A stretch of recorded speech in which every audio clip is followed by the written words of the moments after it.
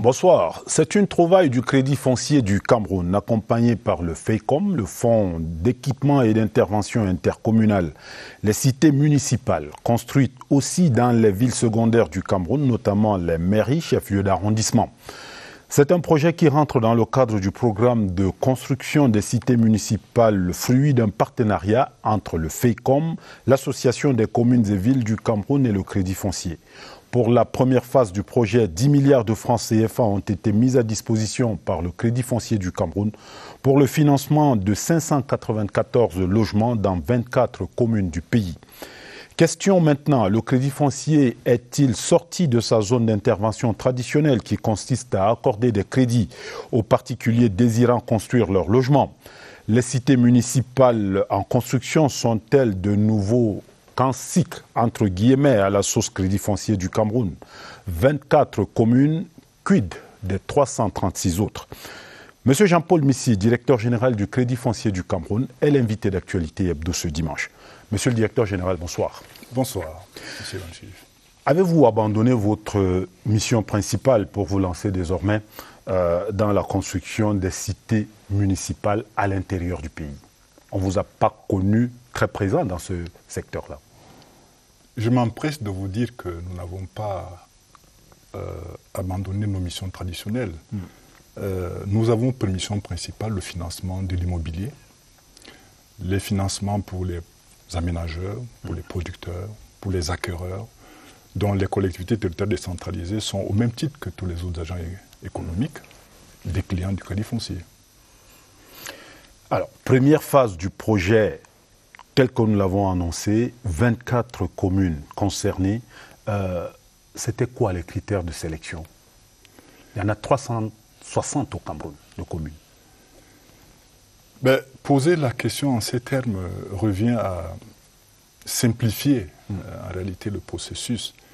Le Crédit foncier est un guichet bancaire où tous les demandeurs de crédit peuvent se présenter avec un dossier technique qui est étudié et le prêt leur est accordé en fonction de la pertinence du projet. Donc aussi simple que cela.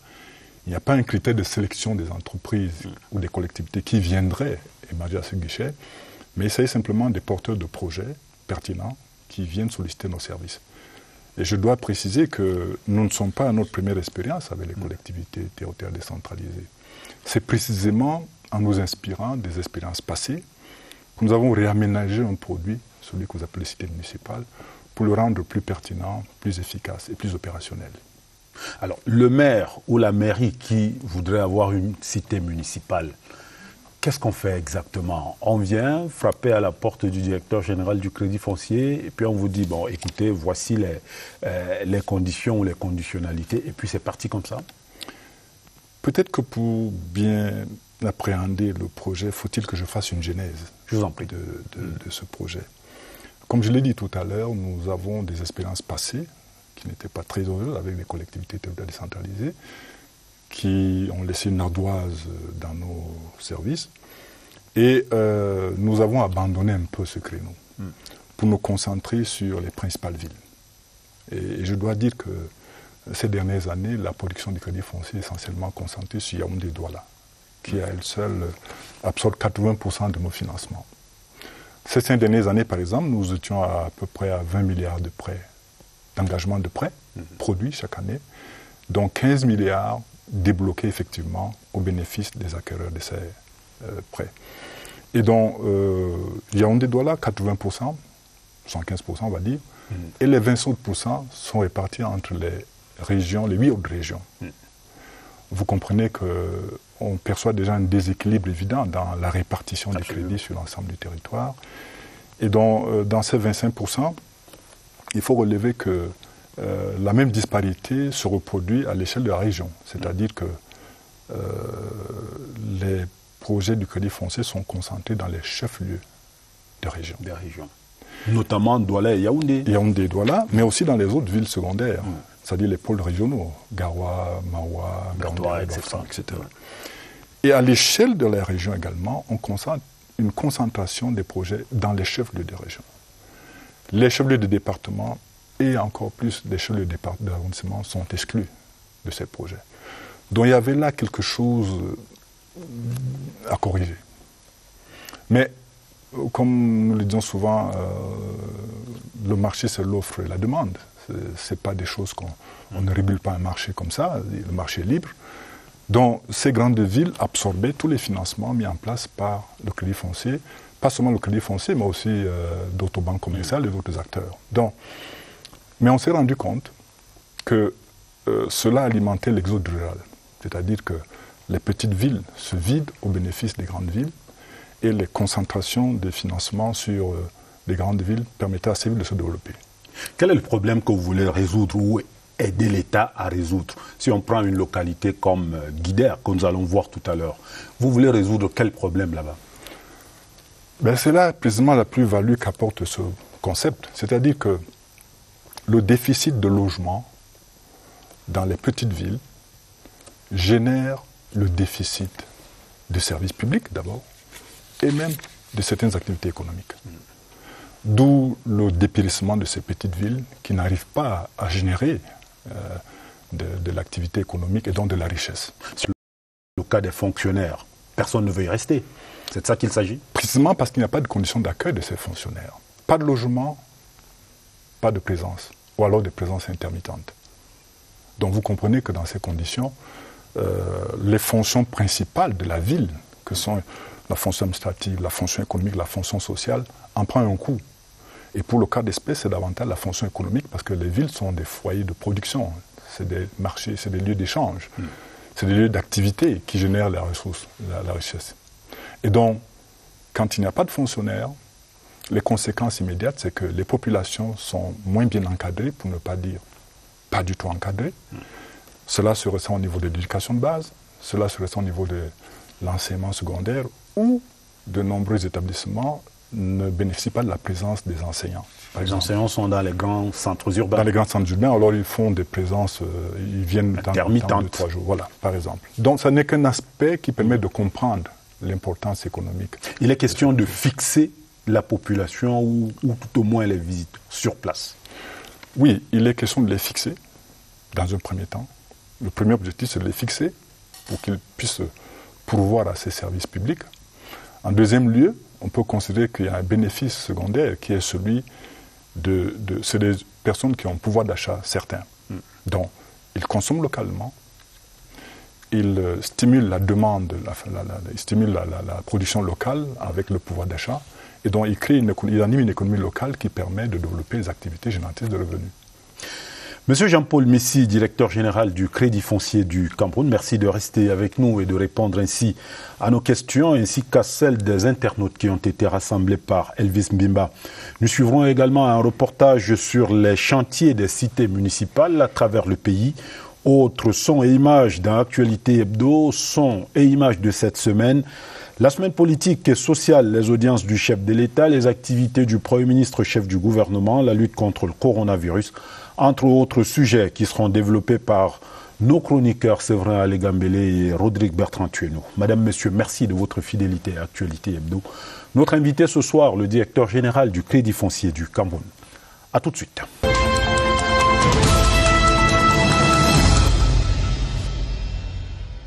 Monsieur le directeur général, on vous a vu sur le terrain avec votre collègue du FECOM, et puis on parle beaucoup de la présence ou de la participation de l'Association des villes et communes du Cameroun. C'est quoi le rôle des uns et des autres dans ce projet?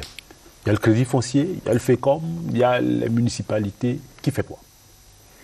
Bien, avant de répondre à votre question, permettez que je confirme effectivement que du 14 au 19 juillet dernier, nous avons, mon collègue et moi-même, conduit une mission, une délégation, à l'effet d'évaluer l'état d'avancement des travaux du PCCM, Programme de cité municipale. Et à cette occasion, nous avons pu apprécier l'enthousiasme et l'engagement à la fois des autorités administratives, des magistrats municipaux, des notabilités élites locales. Et je profite de cette occasion pour les remercier et les saluer de leur disponibilité. Ceci dit, effectivement, nous avons sillonné ces projets que nous cofinançons avec le FECOM.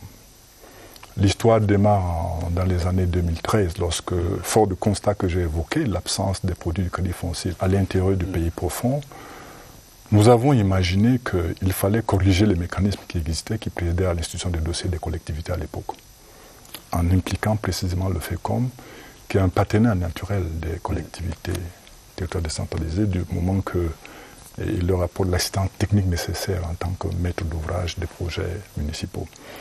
Et donc, fort de cela, nous avons signé une convention de partenariat avec le FECOM, et nous nous sommes associés la CVUC, l'Association des communes et villes unies du Cameroun, qui défend les intérêts des magistrats municipaux naturellement. Et nous avions besoin de cette instance pour sensibiliser les maires, n'est-ce pas, par rapport à ce programme intéressant. Cette convention a été signée, je crois, le 3 avril 2013. Ce même jour a été également signée une convention de financement où nous mettions à disposition 10 milliards de francs CFA auprès du FECOM pour le financement de ces projets.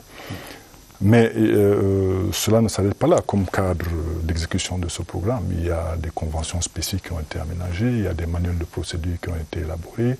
Nous avons même, je crois, organisé un séminaire de sensibilisation à l'intention des maires pour les préparer à la prise en charge de ce projet qui était une approche nouvelle, puisque dans leurs compétences nouvelles, la gestion de logement n'apparaissait pas clairement comme une prérogative qui leur incombait. Et donc, il fallait les préparer à cela. Donc, cela étant fait, nous avons lancé dans ces travaux autour de 2013, 2014, 2015. Et aujourd'hui, nous sommes à 24 projets en cours, dont 14 sont en état d'avancement avancé, on va dire. Et les autres sont en train d'être préparés, notamment au niveau des marchés, des procédures de marché. Qu'est-ce qu'on peut dire globalement de ce qui se fait? Je pense que nous avons là l'occasion de nous rendre compte que malgré le schéma, les idées communément répandues, que dans nos petites localités, les entreprises nationales font défaut, nous avons rencontré quelques entreprises qui font du bon boulot. Et donc, les travaux avancent avec des difficultés classiques des chantiers, retard dans les travaux, problèmes de décompte, d'organisation de chantier, saison de pluie, la pandémie, etc. Donc, des problèmes sont tous normaux, hein, mais les chantiers avancent. Et d'ici quelques semaines, je crois, les premiers chantiers seront livrés. Alors, c'est le FECOM qui va vous aider à récupérer vos sous? Bon, vous me donnez l'occasion de repréciser les rôles de chacun. Dans ce montage, je crois qu'il faut déjà saluer que deux institutions nationales s'associent pour accompagner le gouvernement dans la mise en œuvre d'un volet important de la politique d'accès au logement. Donc, le FECOM, de par sa connaissance et son expérience des collectivités, est d'un apport inestimable. Il lui apporte l'assistance technique dans le montage des projets, dans l'institution préalable des dossiers, et le crédit foncier met à disposition des fonds, mais aussi apporte son expertise dans l'instruction des dossiers au niveau du comité de pilotage. Parce qu'il y a un comité de pilotage qui examine les dossiers de prêt défendus par les maires à l'occasion de leur présentation. Alors, 10 milliards de francs CFA pour près de 600 logements, 594 plus précisément. Certains ont dit logement, oui, mais petit logement. N'est-ce pas un peu trop cher payé? On met 10 milliards pour 600 logements. Je vous inviterai à faire un petit calcul. Vous vous rendez compte que les logements dont on parle tournent autour de 17-18 millions. Sur le marché, les logements à 17-18 millions, c'est des logements intéressants. C'est pas donné. Monsieur le directeur général, je vous propose de faire une incursion dans les chantiers des cités municipales en ce moment en construction à travers le pays. C'est un reportage de Carmen Billet. Les sillons de la décentralisation se dessinent en fer et en béton dans 24 communes du Cameroun, bénéficiaires du programme de construction des cités municipales. Ces appartements de 3 à 5 pièces sont les prémices de la contribution des collectivités territoriales décentralisées en réponse au déficit en logement dans le pays. Au total, c'est près de 600 maisons d'habitation modernes et économiques en cours de construction pour une enveloppe de 10 milliards de francs CFA. Des fonds débloqués par le Crédit foncier du Cameroun à destination du Fonds spécial d'équipement intercommunal, FECOM. Sur les chantiers du nord au sud, de l'est à l'ouest, c'est déjà le branle-bas pour livrer dans les délais ces logements tant attendus par les populations. Adam Abba est un enseignant d'anglais en service au lycée bilingue d'Umbé dans l'Adamawa. Il parcourt en moyenne 140 km par jour entre Gaoundéré et son établissement, faute d'appartements décents proches de son lieu d'affectation. C'est une bonne nouvelle, il y aura quand même ici en B. J'étais arrivé en B en 2017, il n'y avait pas du tout de logement. Et pour avoir des maisons, c'est seulement juste des petites cases. Donc on peut louer peut-être à 3 000, 4 000 ou bien 5 000. Le déficit en logement est devenu un casse-tête pour les pouvoirs publics et les collectivités territoriales décentralisées. En 2016, le ministre du Développement urbain et de l'Habitat a estimé à 1,5 million le besoin en maisons d'habitation. Malgré le programme de construction des cités municipales, l'offre reste largement inférieure à la demande sans cesse croissante. Dans sa mise en œuvre, le plan de construction des cités municipales prévoit l'emploi de plus de 1200 jeunes. C'est le cas ici, à Guidère dans le Nord, département du Mayo-Loti, où ils sont associés aux travaux sur ce site. Dans ce chantier, je suis maçon. Et je rends grâce, on m'a donné de cause toutes les forces. Et je gagne un peu mes petits pains. Comme je suis élève, je suis très content. Autour des chantiers, des petits commerces fleurissent. À l'ombre d'un arbre anime, Maïmouna et sa maman font de bonnes affaires. Elle propose des repas variés aux travailleurs. On vend ici depuis les factures commencent. Mon client, c'est manœuvre. On vend les riz, un plat 350. Les coquilles à 100 francs. La bouillie à 100 francs. Les gâteaux, c'est 25, les têtes, 50. Au terme de 7 jours d'une mission d'évaluation des chantiers, les initiateurs du programme de construction des cités municipales dressent un premier bilan. Les consignes que nous laissons au moment où nous sommes en train de partir, c'est vraiment de demander une plus forte implication des maires dans le cadre du suivi de ces projets. Demander également aux entreprises de continuer à travailler d'arrache-pied et également à nos différentes équipes de suivi de ne pas perdre de vue le suivi de cet important projet. La qualité des travaux est conforme aux normes qui sont prescrites pour l'urbanisme et l'habitat et aux normes qui sont édictées par la communauté. Ces belles cités, bientôt mises en location, règlent à peine le déficit en logement. Pour ceux dont le désir est d'acquérir des terrains sécurisés, le Crédit foncier du Cameroun a lancé la bourse foncière, un programme de mise en réseau des propriétaires fonciers et des potentiels acheteurs. Les populations de l'Est du Cameroun sont les premiers bénéficiaires de cet autre produit, proposé en vue de résorber le manque. Monsieur le directeur général, est-ce que vous êtes conscient de ce que vous mettez là, si on peut dire, de l'eau dans la bouche des gens, notamment des municipalités de l'intérieur du pays? Ce projet de construction des cités municipales, il est parti pour durer combien de temps? Vous allez tenir? Je rappelle qu'il y a 360 communes au Cameroun. Il est parti pour durer aussi longtemps que les communes seront prêtes à financer, à investir, et aussi longtemps que les communes vont rembourser les prêts. Aussi simple que cela.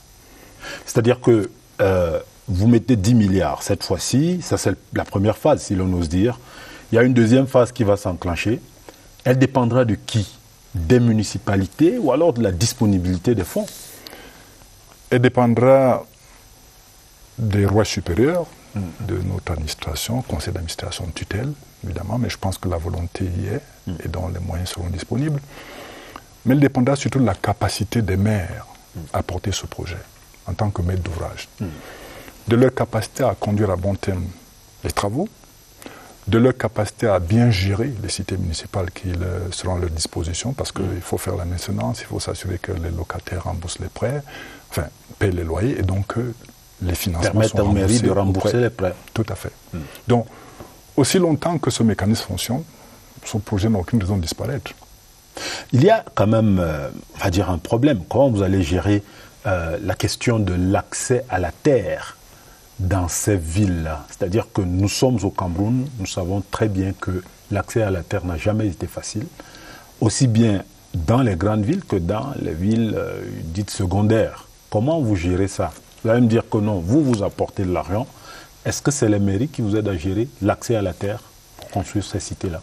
Vous me donnez là l'occasion de saluer et de remercier le ministre, le ministère du Domaine, des Affaires foncières, qui est une administration d'appui à ce programme, en ce sens qu'elle pourvoit aux réserves foncières pour ces communes, en les aidant à immatriculer les parcelles nécessaires à la production de ces projets.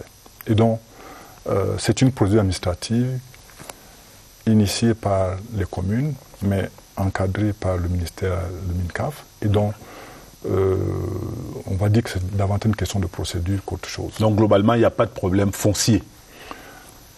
Pour autant que les communes font leur demande naturellement auprès du ministère, je crois qu'elles ont la possibilité d'avoir des réserves foncières destinées à ce type de programme. Monsieur le directeur général, on va essayer d'être concret. Si on prend le cas de la commune de Guidère, un exemple comme cela, la cité municipale est en train d'être construite. Concrètement, ça va se passer comment? C'est-à-dire qu'on a fini de construire la cité, les bâtiments sont là, qu'est-ce qu'on fait? Ce n'est pas au thème des projets qu'on commence à réfléchir sur la destination de ces logements.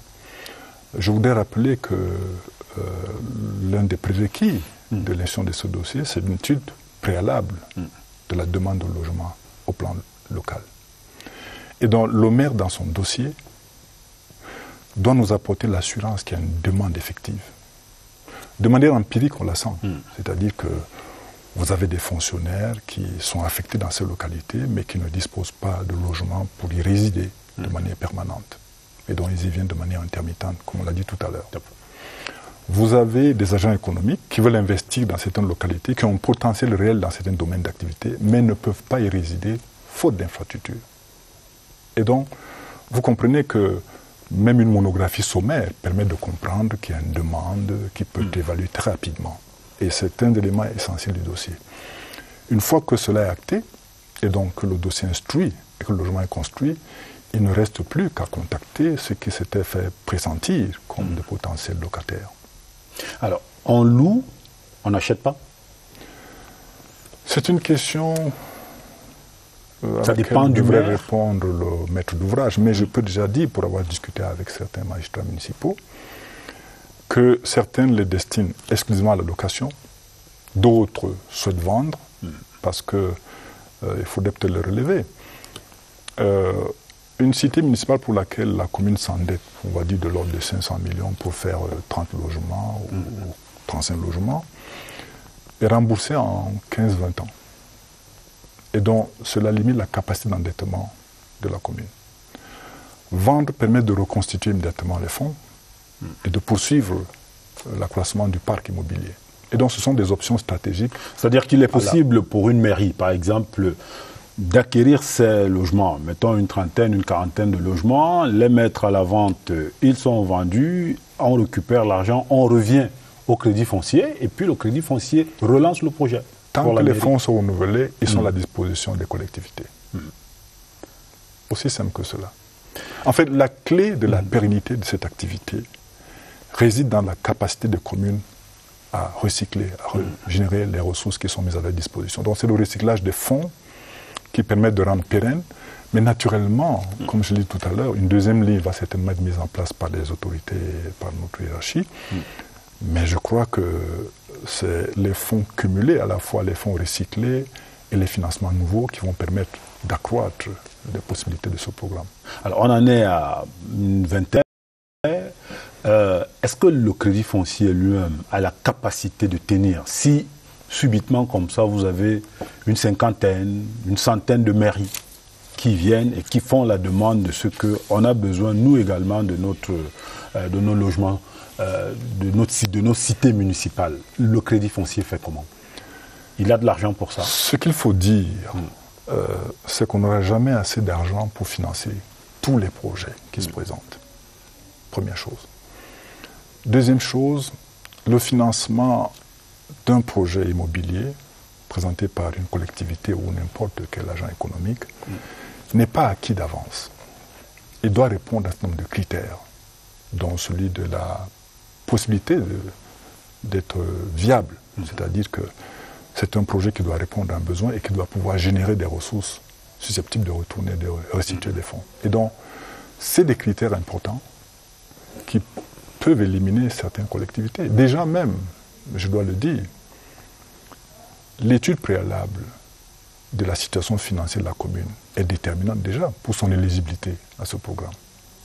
Une commune qui est surendettée aura du mal à obtenir de nous un crédit, sachant que sa situation financière ne le rend pas capable de rembourser le prêt.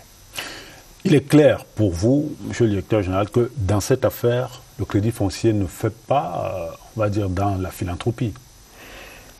Non, le crédit foncier ne fait certainement pas dans la philanthropie, mais le crédit foncier ne fait pas non plus dans la spéculation. C'est-à-dire que nous sommes un dispositif mis en place par le gouvernement pour faciliter l'accès au logement du plus grand nombre. L'accès au logement du plus grand nombre, c'est simplement l'accès à des logements décents, c'est-à-dire des logements à des coûts raisonnables, destinés à la couche moyenne des populations. Donc vous comprenez que dans ces conditions, il est impératif de pouvoir reconstituer les fonds. Absolument. Alors, dans le reportage tout à l'heure, il a été question d'un concept que vous avez mis sur pied, et on le voyait du côté de Berthois, la bourse foncière. C'est quoi exactement? Bien, nous donne l'occasion de donner un éclairage sur ce concept mis au point au Crédit foncier, avec la réflexion que mènent nos collaborateurs. Nous nous sommes rendus compte, dans l'exercice de nos activités, que plusieurs clients parfois posent un problème de disponibilité de terrain. Ils s'adressent au Crédit foncier, sachant que nous ne faisons que des financements, mais ils présentent leurs problèmes. Ils disent qu'ils n'ont pas la possibilité d'accéder à des terrains. Et paradoxalement, nous avons aussi des clients propriétaires de terrains qui nous disent qu'ils veulent placer leurs terrains. Et qui viennent au Crédit foncier et qui veulent placer leurs terrains. Vous n'êtes pas vendeur de terrain? Nous ne sommes pas vendeurs de terrain et nous ne sommes pas offreurs de terrain non plus. Et donc, il se trouve que, fort de ces informations, nous pouvions jouer un rôle naturel d'interface. C'est-à-dire que considérer les offres de terrain et les demandes de terrain pour mettre face à face les protagonistes. C'est ça le concept.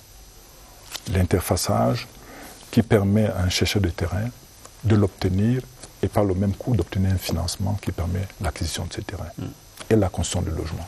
Et jusque-là, ça se passe bien et ça concerne, on va dire, l'ensemble du pays ou alors c'est des localités disons que bien choisies? C'est un concept qui est nouvellement mis au point.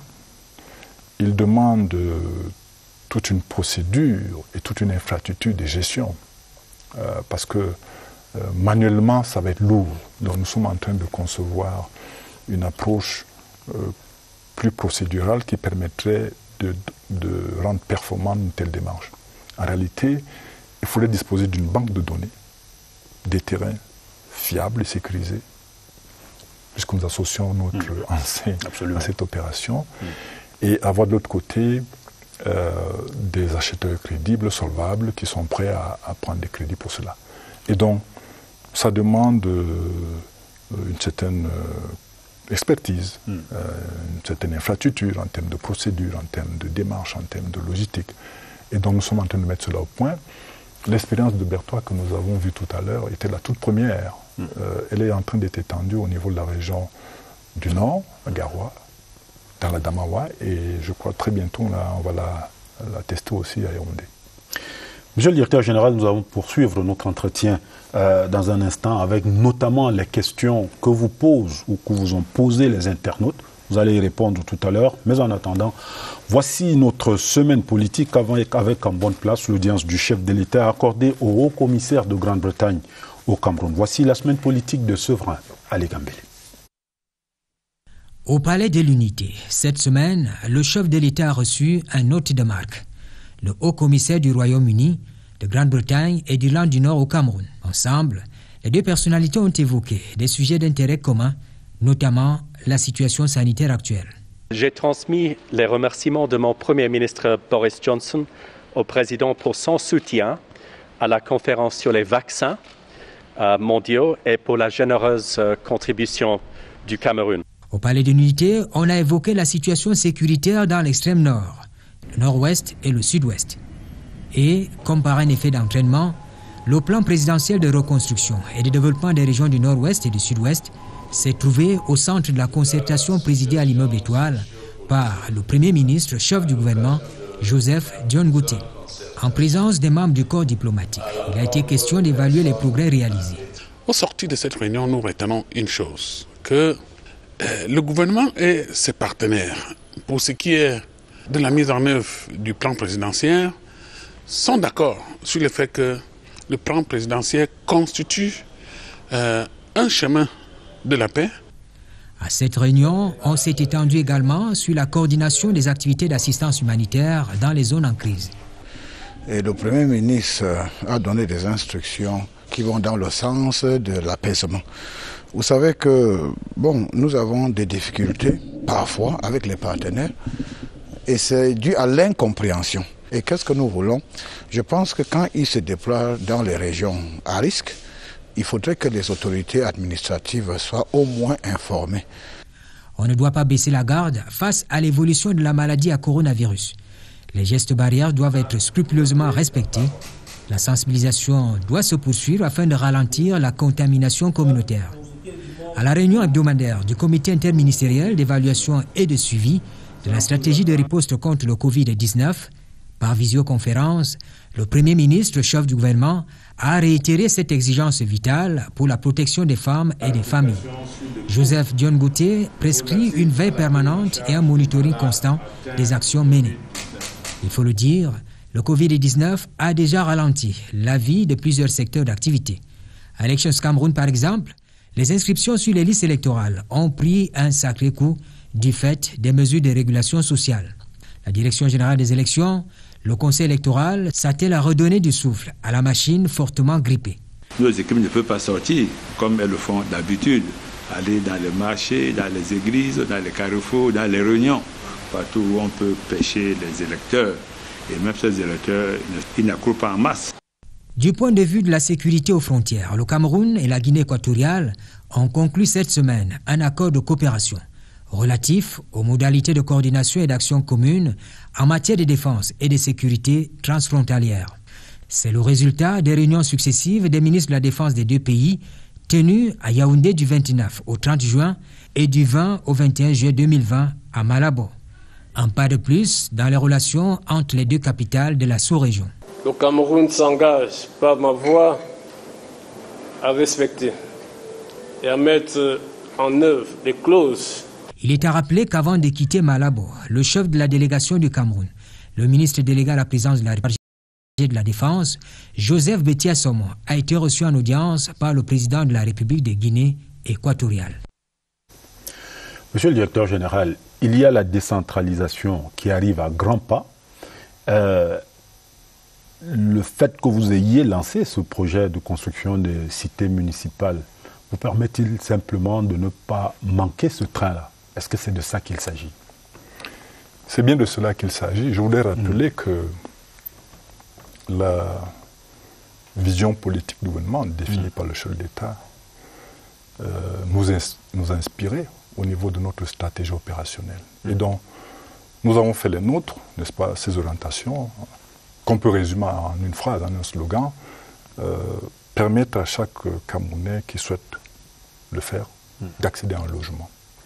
Donc partant de là, nous avons, comme je l'ai dit, répondu aux différentes demandes, notamment dans les grandes villes, avant de nous rendre compte que les villes secondaires périclitaient précisément du fait de l'absence d'infrastructures au nombre desquelles les logements.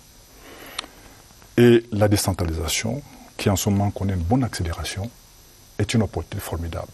C'est-à-dire que au moment où les collectivités deviennent des acteurs émergents de notre processus de développement, il était important de nous arrimer à cette tendance lourde qui va structurer pour longtemps notre secteur économique.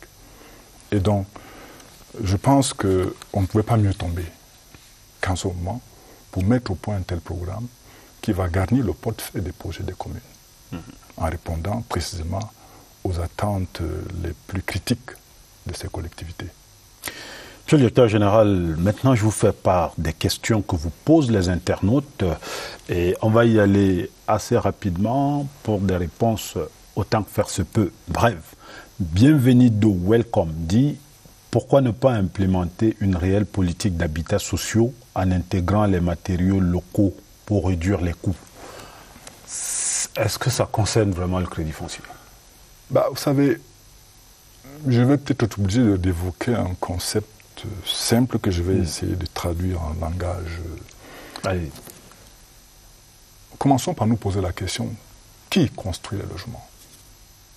On peut même remonter plus loin. Qui construit la ville? Qui construit le logement? C'est tout le monde. C'est celui qui offre le terrain, c'est celui qui offre les matériaux de construction, c'est celui qui érige le bâtiment, c'est celui qui finance, le crédit foncier. C'est celui, bien entendu. Donc en réalité, le logement est une coproduction dont la paternité peut être revendiquée par tout le monde, une kyrielle d'acteurs.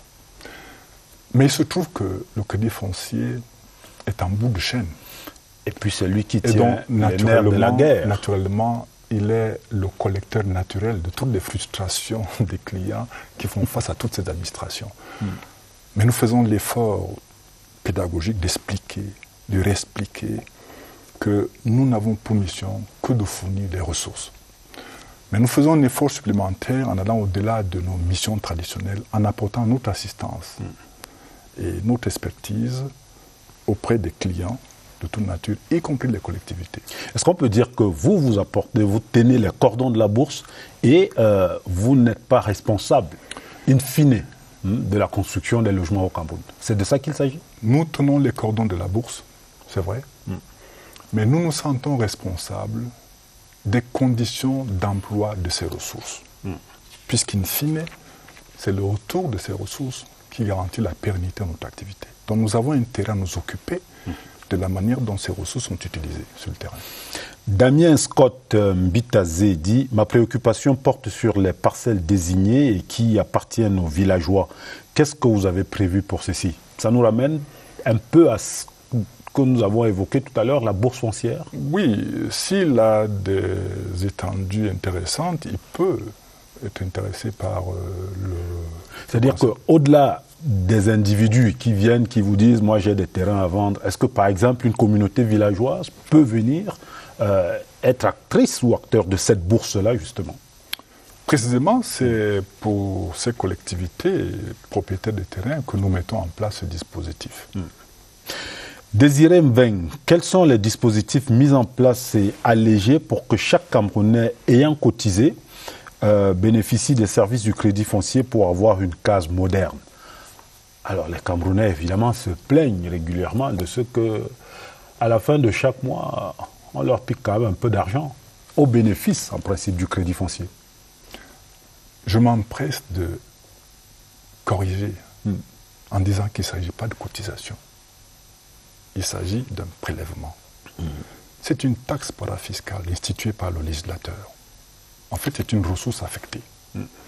Et donc, ce n'est pas une subvention, ce n'est pas une cotisation, parce que c'est généralement comme ça que cela est considéré et qui, justement, explique un certain nombre de comportements, notamment le non-remboursement des prêts. Donc, c'est une taxe, au même titre que toutes les autres taxes, qui sont des prélèvements à caractère définitif, sans contrepartie directe.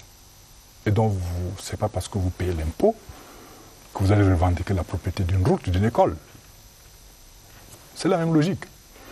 Il se trouve simplement que le gouvernement s'est doté d'un outil intéressant en mettant en contribution tous les salariés et les entreprises, en prélevant donc cette partie de leur salaire, la masse salariale, pour la mettre à la disposition des institutions chargées de faire accéder les citoyens au logement. Et donc c'est un service public, au même titre que tous les autres. Prétendre à la récupérer, j'ai bien peur qu'il y ait des déceptions. Alors, Zibama, alias Général, dit « Le crédit foncier du Cameroun peut-il résister à la concurrence, notamment des investisseurs étrangers ?» Je constate quand même qu'il n'y en a pas beaucoup d'investisseurs étrangers dans ce secteur.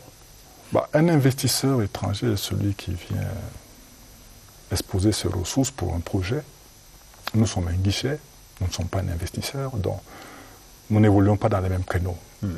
Peut-être fait-il allusion à quelques promoteurs qui viennent construire le logement, mais quand on connaît l'ampleur de la demande, des mains de trop, il n'y a pas de main de trop. C'est-à-dire qu'en fait, le Crédit Foncier n'a pas peur de la concurrence. Il n'y a pas de concurrence en tant que telle. La demande est tellement importante que toutes les contributions... Tout le monde a sa place. Joseph T. Moumi, monsieur le directeur général, à quoi sert l'argent que le Crédit Foncier prélève aux fonctionnaires tous les mois? On y revient, puisque plusieurs fonctionnaires partent à la retraite sans pouvoir se construire un local. Et en passant, il vous souhaite une bonne émission. Merci. Mais au fond, je crois qu'il faut lever ce malentendu, effectivement.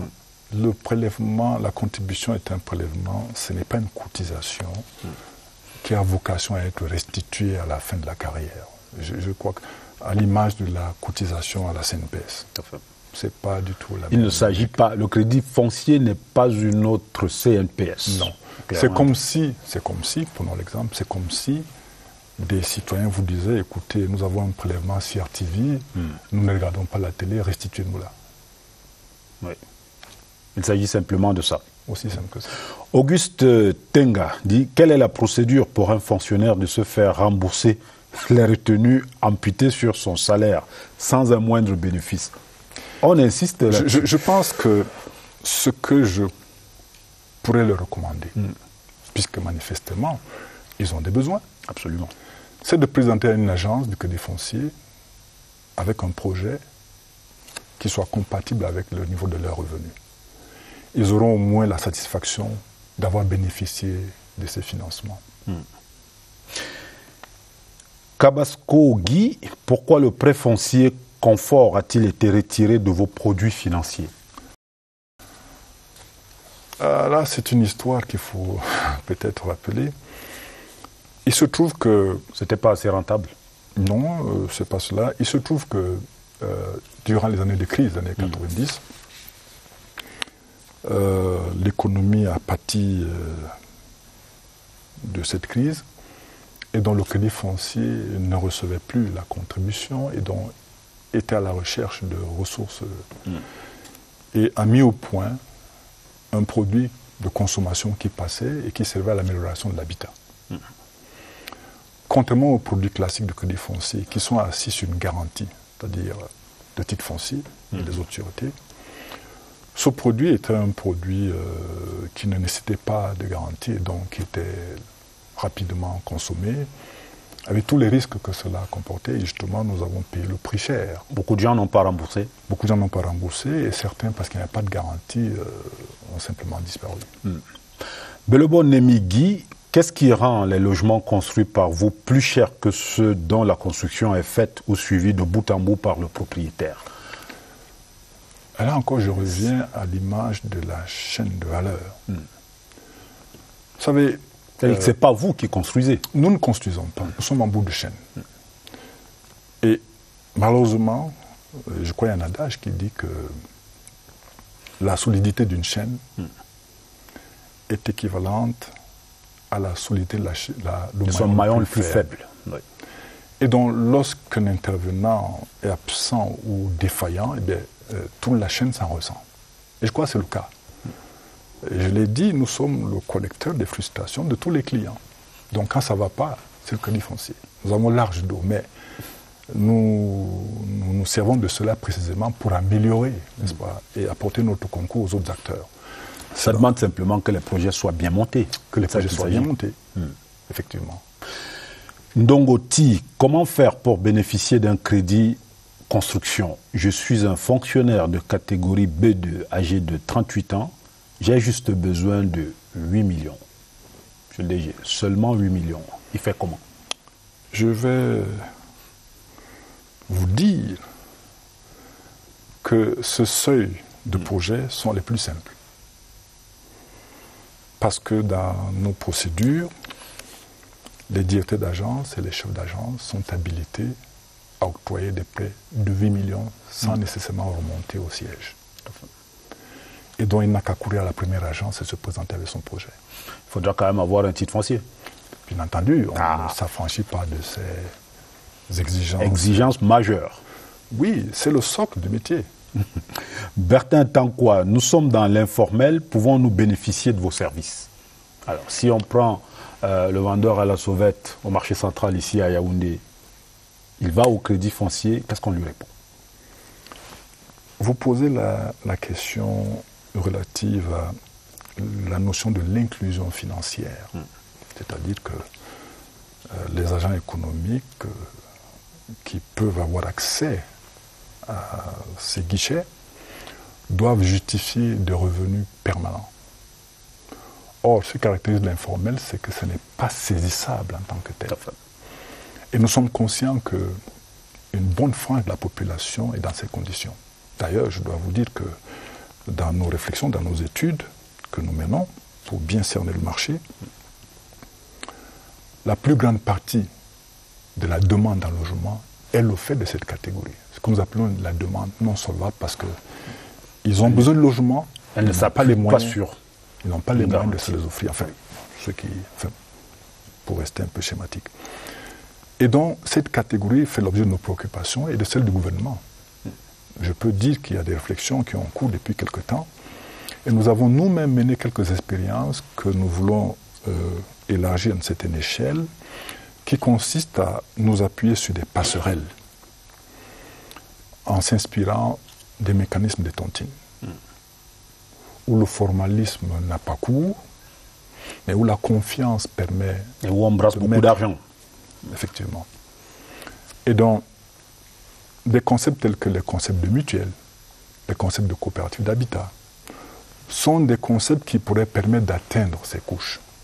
En ce sens que, organisées en personnes morales, dont mutuelle, association, etc., elles peuvent prétendre à des financements en sachant que les risques sont partagés au niveau de cette association. Et nous avons une expérience en cours où nous avons déjà produit le soubassement en termes de dispositifs avec les établissements de microfinance, où nous souhaitons mettre à la disposition de ces établissements des petites lignes de crédit pour atteindre ces cibles qui n'ont pas de gros besoins. C'est le logement de 8 millions, 10 millions, 5 millions, et charge à elles de prendre des risques pour l'encadrement de ces cibles. C'est des mécanismes que nous mettons en place progressivement. On a déjà quelques expériences. C'est-à-dire qu'en ce moment-là, vous seriez une sorte d'acteur indirect. Indirect. Vous ne prenez pas beaucoup de risques. Nous en avons déjà suffisamment avec le modèle actuel. Et vous me donnez l'occasion là, de mettre l'accent sur une des préoccupations que nous avons. Vous savez, je parlais tout à l'heure de la chaîne de valeur, où chacun a son rôle. Pour le moment, viennent au crédit foncier des individus lambda qui vient, présente son dossier, et c'est lui qui mène toutes les démarches auprès de toutes les administrations. Il y en a plus d'une dizaine qui interviennent dans la chaîne à laquelle je fais allusion. Et donc, vous comprenez que nous avons un portefeuille de 20 milliards de prêts à raison de 20 millions à peu près en moyenne le logement. C'est que vous ramène à 1000 clients à gérer en une année. 1000 clients à gérer individuellement. Imaginez une seule seconde que nous avions des promoteurs immobiliers nationaux qui seraient capables de produire 100 logements, 200 logements, 300 logements. Qui seraient nos clients? Les 1000 logements, ça fait à peine 10 promoteurs à raison de 100 logements par client. Vous comprenez que la gestion de 1000 clients individuels est différente de la gestion de 10 promoteurs immobiliers qui produisent chacun 100 logements. Absolument. En termes d'économie d'échelle, vous faites la différence. Donc ça nous coûte cher de gérer, de faire cette micro-gestion. Et donc le modèle du secteur actuel doit permettre à cette promotion, à cette filière de promotion immobilière de prospérer, parce que c'est à cette échelle-là qu'on peut produire au niveau industriel. Monsieur le directeur général, c'était là les questions de nos internautes. Je vous propose maintenant de regarder et d'écouter notre semaine sociale telle qu'elle vous est racontée par Rodrigue Bertrand-Thienon, avec en bonne place la lutte contre le coronavirus. Dès le premier jour de la semaine, c'est par milliers que les élèves de plusieurs niveaux d'enseignement ont entamé le face-à-face avec les épreuves facultatives et les épreuves écrites obligatoires. À Boya, dans la région du Sud-Ouest, tout a bien commencé. Pour le food science, il y a deux phases. La première phase, c'est l'expérience scientifique, là où les candidats sortent la valeur et la qualité de nourriture à préparer. Et justement, la deuxième phase, c'est la préparation propre de ces menus. Oui. Et pour l'informatique, les élèves ou les candidats vont juste répondre à la question pratique. À travers le territoire national, 17 035 étudiants dans 86 spécialités ont affronté les épreuves du brevet des techniciens supérieurs, là aussi sans fausse note.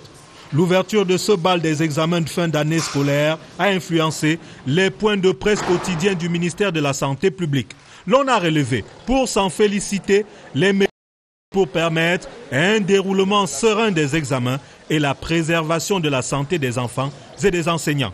Je vais en citer quelques-unes. De la validation du protocole de gestion des cas de Covid-19 lors des examens, tant chez les candidats que chez les enseignants et les surveillants. Du respect des mesures édictées, port du masque, lavage des mains, distanciation physique, du nombre d'élèves limité à 24 par salle de classe, de la mise à disposition des kits de lavage des mains dans l'enceinte des établissements.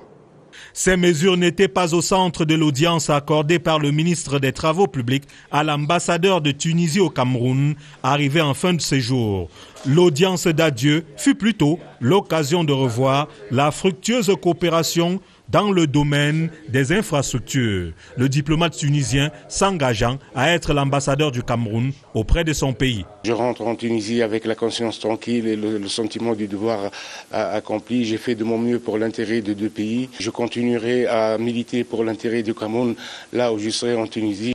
Lorsqu'il reviendra, peut-être en villégiature au Cameroun, le diplomate tunisien trouvera encore plus belles les villes camerounaises grâce à l'action des maires. Celui de Yaoundé a pris à bras le corps le non-respect des règles d'urbanisme, n'hésitant pas jeudi à réduire en gravat un immeuble qui présentait tous les défauts mortels en la matière au quartier Obili. Cet immeuble s'est effondré au mois d'avril dernier, et ayant pour conséquence des dégâts matériels et humains. Et à cet effet, connaissant l'incivisme des populations, nous n'allions pas être surpris de voir que le propriétaire de l'immeuble revienne renforcer la structure. Et pour éviter, pour prendre des précautions et éviter que le propriétaire revienne encore faire des aménagements, il était opportun pour la ville de sauvegarder déjà même les vies qui sont autour, parce que c'est un immeuble qui était abandonné et qui pouvait s'écrouler d'un moment à un autre, surtout en ces temps de pluie. Les maires auront les moyens nécessaires dans le budget 2021 de l'État. La décentralisation étant l'un des aspects clés de ce budget en préparation cette semaine. Voilà la semaine sociale telle que vue par la rédaction TV de la CRTV. C'était Rodrigue Bertrand-Tueno. Alors, monsieur le directeur général, on revient à la construction des cités municipales. Est-ce que vous répondez à ceux qui disent que désormais les organismes chargés de mettre en œuvre la politique de l'État en matière de logements sociaux, eh bien, que désormais chacun monte et exécute ses projets, c'est un peu individuellement, vous vous engagez dans la construction des cités municipales, les uns et les autres font autre chose. Est-ce qu'il n'y a pas assez de coordination entre vous finalement? La notion de chaîne de valeur renvoie forcément à une coordination nécessaire des acteurs, parce qu'ils ont des missions complémentaires. Et donc, c'est difficile d'imaginer qu'une seule entité puisse satisfaire tous les besoins. Donc, il y a forcément une coordination. Vous estimez qu'en ce moment, le crédit foncier, lui, fait sa part? Écoutez, pour revenir au projet,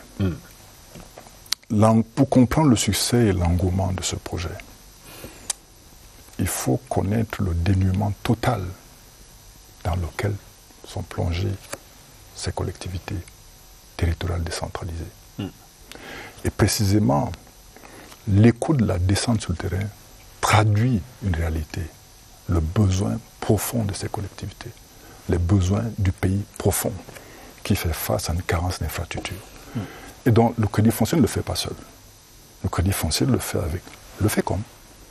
Le crédit foncier le fait avec les administrations d'appui. J'ai évoqué tout à l'heure le ministère de l'Habitat, le ministère des Domaines, le ministère de l'énergie, pour ce qui est l'électricité de l'eau, et certaines autres administrations dont les noms ne me reviennent pas. Mais c'est les acteurs clés qui contribuent à donner corps à ce programme.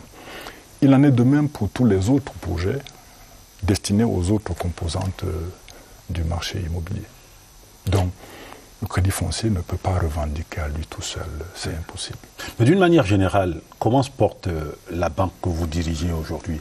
On vous a connu, on va dire, plus offensif, plus présent dans les médias. Vous êtes rentré un peu dans votre coquille. Est-ce que c'est le signe que ça va mal? Non, le crédit foncier se porte bien. Non. La preuve, nous innovons. Nous avons des produits tels que le PCCM. Nous avons des produits tels que la bourse foncière. Plutôt, ce qu'il faudrait dire, c'est que nous nous inscrivons en ce moment dans le train des réformes engagées par le gouvernement. Souvenez-vous de la loi de 2017 sur les entreprises publiques, qui invite les entreprises publiques à une meilleure compétitivité, à une meilleure gouvernance. Et c'est à cela que nous nous attelons en interne, à mener les réformes nécessaires pour remettre l'administration à niveau, à revoir les procédures, le système d'information, la meilleure gestion des ressources humaines, la gestion du patrimoine. En fait, tout ce qui est en interne nous permet d'être prêts pour affronter éventuellement une concurrence. Le fait que vous ne soyez pas une banque, j'allais dire, ordinaire, c'est-à-dire qui reçoit par exemple les salaires des fonctionnaires à la fin du mois et les fait payer, ne vous gêne pas? Ça date quand même de quelques années déjà. Oui, en fait nous ne l'avons jamais fait. Je l'ai dit tout à l'heure, le foncier confort est un accident de parcours face à la crise. Il fallait faire face à la crise. Donc notre mission traditionnelle est bien celle-là, de mobiliser les ressources destinées exclusivement au financement. Nous sommes une institution spécialisée pour le financement de l'immobilier. C'est un modèle qui a fait son temps, je dois le dire. Et de toutes les manières, exister après 40 ans est déjà tout un mérite. Ça prouve la solidité du modèle. Donc, par contre, il faut reconnaître que nous commençons à connaître les limites de ce modèle. Depuis 5 ans, nous plafonnons pratiquement à 20 milliards de prêts par an, sans être capable d'aller franchement au-delà. Et donc, il faut revoir ce modèle. Et c'est le sens des réformes en cours, et notamment la mise en conformité que préconisent les orientations du gouvernement, mais aussi la diversification de nos produits, de nos activités, pour nous permettre d'accéder à une échelle industrielle en termes de mise à disposition des ressources. Nous allons sortir par où nous avons commencé, la construction des cités municipales. Quelle est la garantie, on parlait de garantie tout à l'heure, quelle est la garantie que vous-même, Crédit Foncier et partenaires, donnez, j'allais dire, aux mairies sur la pérennité de ce genre de projet? Si c'est 2 ans, c'est 5 ans, on est parti pour durer véritablement, ou alors on va essayer, si ça ne marche pas, on arrête? Le principe des lignes de crédit est assis sur un mécanisme, je vais utiliser un anglicisme, de revolving fund, c'est-à-dire que la reconstitution des mises initiales auxquelles on pourrait subsidiairement ajouter d'autres ressources. Donc ça veut dire, en termes simples, que la reconstruction de 10 milliards permet de financer notre programme de 10 milliards. Mais comme je l'ai dit, on ne va pas attendre la reconstruction de 10 milliards. La volonté du gouvernement affichée d'accompagner les communes. Nous aurons certainement le conseil d'administration du Crédit Foncier siège dans les semaines à venir et se prononcera sur la disponibilité d'une deuxième ligne de financement qui permettra de poursuivre le programme. Et c'est l'occasion pour moi de vous dire qu'en attendant cette deuxième ligne, nous avons déjà en stock une vingtaine de dossiers en instance pour un montant de 8 milliards. Donc ça va être, alors que la ligne n'est pas encore en place. Ça va être un guichet permanent, en fait, les cités municipales. Oui. Monsieur Jean-Paul Missi, directeur général du Crédit Foncier du Cameroun, vous étiez l'invité d'Actualité Hebdo ce dimanche et merci de votre participation. C'est moi qui vous remercie. Je vous en prie. Madame, Messieurs, Actualité Hebdo s'achève. Restez en compagnie des programmes de la CRTV. Rediffusion de ce programme d'Actualité Hebdo le lundi sur CRTV de 22h et puis sur CRTV News, ce sera le jeudi à 21h30. Bonsoir, bonne semaine.